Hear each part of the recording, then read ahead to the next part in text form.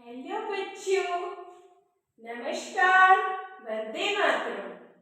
मैं मीना पांडे आज के अगले टॉपिक के साथ हमारा कार्बन और उसके यौगिक। तो पहले कैसे हैं आप सब? बढ़िया, बहुत बढ़िया। तो बच्चों, हम आज अपना अगला टॉपिक शुरू करते हैं। क्लास 10 चैप्टर 4 कार्बन और उसके यौगिक। कार्बन हमने देखा है कि प्रकृति में सबसे अधिक मात्रा में कार्बन के यौगिक पाए जाते हैं। अन्य तत्वों के यौगिक भी हैं, लेकिन फिर भी सबसे अधिक यौगिक कार्बन के ही होते हैं। ऐसा क्यों? क्योंकि हमें पता है कि जो कार्बन बंध बनाता है, कार्बन का जब परमाणु क्रमांक 6 होता है और जब हम इसका इलेक्ट्रॉनिक विन्यास करते हैं तो 1s2 2s2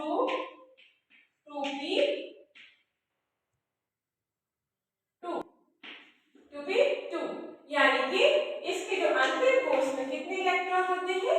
4 इलेक्ट्रॉन होते हैं। ये पहला कोष, ये दूसरा कोष। अब अंतिम कोष में 4 इलेक्ट्रॉन होते हैं तो कार्बन की संयोजकता कितनी होगी? वैसे हम कहते हैं अंतिम कोष में जितने इलेक्ट्रॉन होते हैं भाई उसकी संयोजकता होती है, परंतु एक दूसरे नियम के आधार पर हम कहते हैं कि अष्टक पूरा करने के लिए उसे जितने इलेक्ट्रॉन की आवश्यकता होगी लेने की या देने की, उसे हम कहेंगे उसकी संयोजकता। तो यहाँ जो कार्बन है उसको 4 इलेक्ट्रॉन की आवश्यकता होती है। तो इसलिए जो कार्बन की संयोजकता है वो कितनी होती है? संयोजकता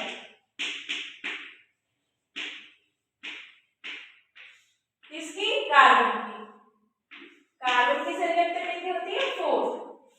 संयोजकता का मतलब संयोजन करने की क्षमता किसी अन्य तत्व से। तो ये जो कार्बन होता है वो किसी अन्य 4 तत्वों से जुड़ सकता है। आपने कभी कार्बन का इस प्रकार का स्ट्रक्चर देखा होगा। इसका मतलब है कार्बन अपने चारों तरफ 4 तत्वों से 1 2 3 4 मुझसे दोस्ती करोगे? तो इस प्रकार ये 4 लोगों से दोस्ती कर सकता है, 4 अलग-अलग तत्वों से रूपों से ये जुड़ सकता है। तो ये केवल कार्बन में ये गुण है, इसकी चतुर संयोजकता। और इसका एक और गुण है, ये है चतुर संयोजकता और दूसरा है श्रृंखलन। श्रृंखलन का मतलब होता है चेन बनाने की क्षमता। तो कार्बन के बहुत सारे ऐसे यौगिक होते हैं, बहुत सारी श्रेणियां हमने एल्केन एल्कीन एल्काइन में देखेंगे, ethane methane propane pentane butane hexane वगैरह वगैरह। तो इनमें सब में श्रृंखलन का गुण होता है। आपस में जब आगे बढ़ती है श्रृंखलन तो ये श्रृंखला का रूप ले लेती है। तो ये जो बहुत ही महत्वपूर्ण गुण है ये केवल कार्बन में होता है, इसलिए प्रकृति में कार्बन के सबसे अधिक यौगिक होते हैं। अब कार्बन के यौगिकों के बीच में कौन सा बॉन्ड होता है या जब ये संयोजकता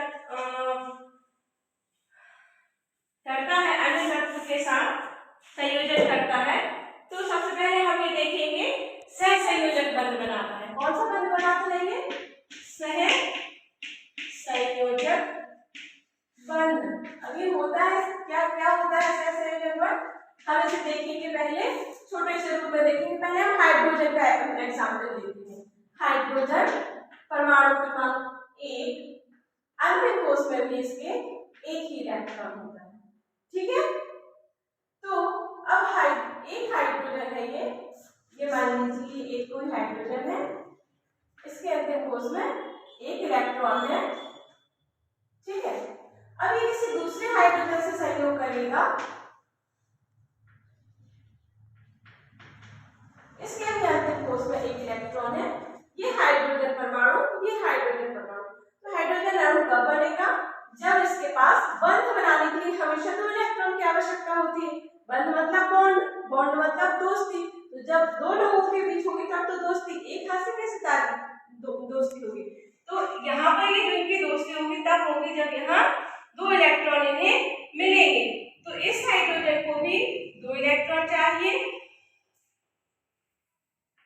तो ये जो हाइड्रोजन है वो इससे अपने इलेक्ट्रॉन को साझा कर लेगा और ये जो हाइड्रोजन है वो इसके इलेक्ट्रॉन को साझा कर लेगा, यानी कि ये आपस में साझेदारी कर लेंगे। तो इस प्रकार की साझेदारी से जो बंध बनते हैं वो सहसंयोजक बंध बनते हैं। तो अब इस प्रकार इसके और इसके बीच में ये इलेक्ट्रॉन ग्रुप में आप बिंदु रूप में भी इसको रख सकते हैं, इनके बीच में ये बंध बन जाएगा।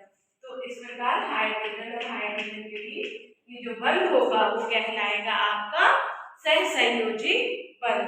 इसको हम दूसरी तरह से यदि समझते हैं, यदि हम ऑक्सीजन का उदाहरण लेते हैं, ऑक्सीजन, तो ऑक्सीजन की हम देखें तो सबसे पहले हमें अंतिम कोश में इनके इलेक्ट्रॉनों का पता होना चाहिए कि अंतिम कोश में कितने इलेक्ट्रॉन है। तो ऑक्सीजन के अंतिम कोश में कितने 6 इलेक्ट्रॉन होते हैं। तो हम इस तरह से इनको रख देते हैं, ये एक ऑक्सीजन का अणु, ठीक है। अब ये दूसरा ऑक्सीजन का अणु 1 2 3 4 5 6, किसी भी अणु को स्थायित्व प्राप्त करने के लिए अष्टक नियम का पालन करना होता है। उनके कक्ष में 8 इलेक्ट्रॉन होंगे, वो पूरित हो या अर्धपूरित हो, तो जो तत्व है या परमाणु है वो स्थायित्व प्राप्त करेगा। तो इस ऑक्सीजन के अंतिम कोश में कितने इलेक्ट्रॉन है? 6 है। कितने चाहिए? 8 चाहिए। क्या करेगा?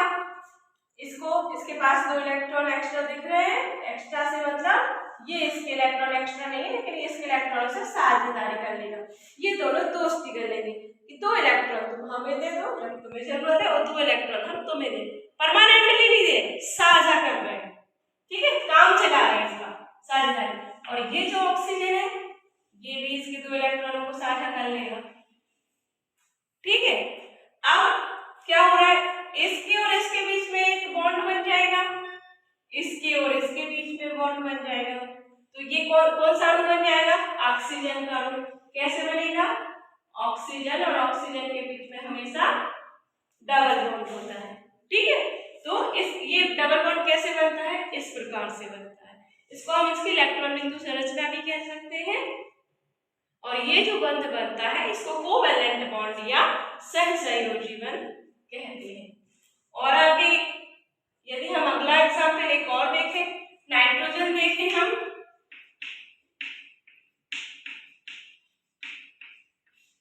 नाइट्रोजन, तो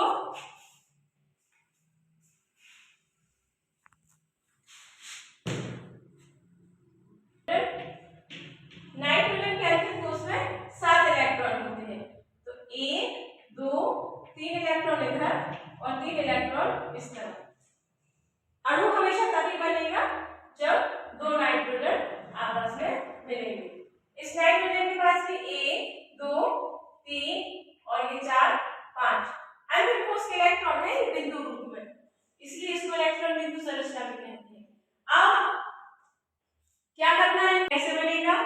ऑक्सीजन और ऑक्सीजन के बीच में हमेशा डबल बॉन्ड होता है, ठीक है। तो ये डबल बॉन्ड कैसे बनता है? इस प्रकार से बनता है। इसको हम इसकी इलेक्ट्रॉन बिंदु संरचना भी कह सकते हैं। और ये जो बंध बनता है इसको कोवैलेंट बॉन्ड या सहसंयोजी बंध कहते हैं।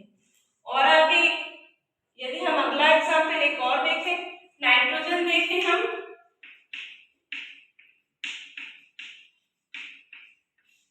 नाइट्रोजन, तो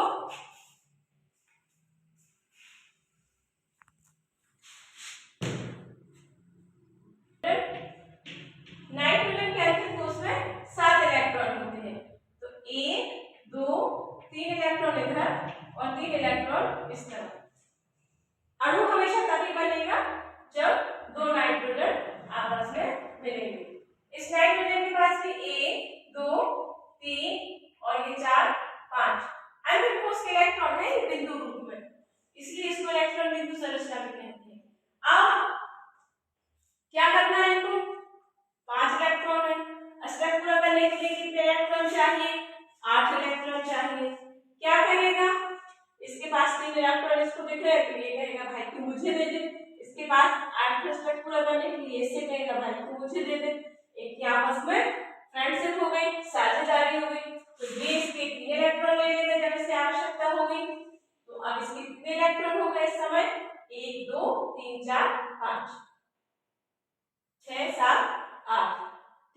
किसके? नाइट्रोजन के।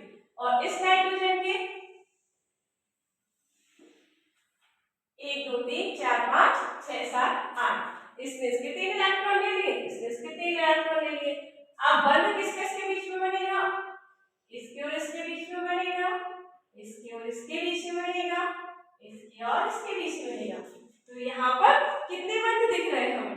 3 बंध दिख रहे हैं, इसलिए नाइट्रोजन में हमेशा ट्रिपल बॉन्ड पाया जाता है। अब ये कैसे बनता है ये आपको पता चल गया, ठीक है। तो ये जो बंध होता है इस प्रकार से इलेक्ट्रॉनों की साझेदारी से जो बंध बनते हैं वह सहसंयोजी बंध कहलाते हैं। क्या कहलाते हैं? सहसंयोजी बंध।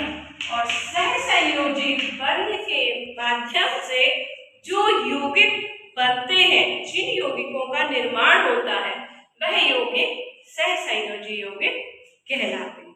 ठीक है।